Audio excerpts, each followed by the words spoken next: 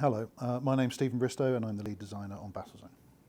It's primarily my job to take Jason and Chris's concepts for what the game ought to contain and turn them into mechanics and to design enemies and environments and to control the player's development and path through the game.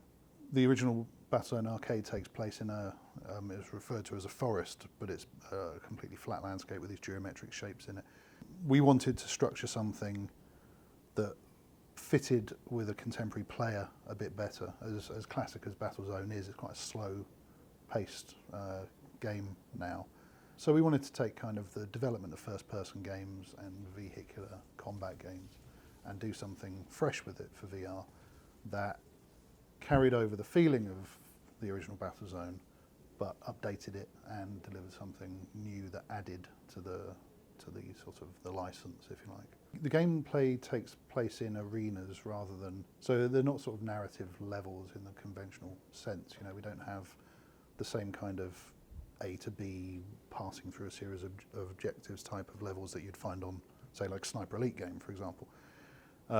Instead, they have to allow the player to move around, to orientate themselves in the space properly, to locate and work out how to tackle the enemies that are being spawned and created around in the levels.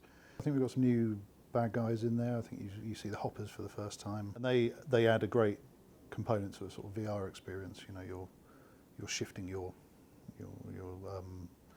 where you're looking for enemies above you, so you're sort of driving around, kind of looking up.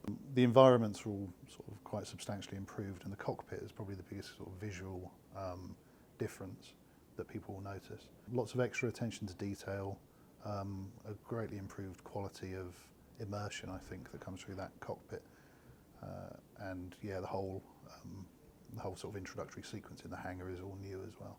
So this is a sort of homage to the original arcade game, which has this top-down circular radar scanner thing that shows you the quadrant of enemy positions.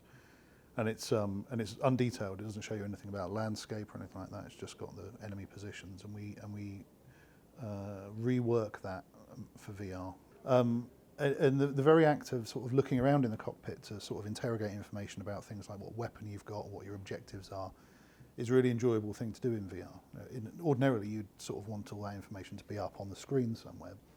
And also, a really interesting thing happens with things like the radar, which is that it's much more enjoyable to just look out of the window. If you want to find out if there's something to your left, you just look. And this sounds really obvious, but it's actually kind of a weird thing to do in a computer game, and yet it's the most natural thing in the world. So that process of developing the cockpit and the information and the tools that the players got at their disposal to play the game, that has evolved.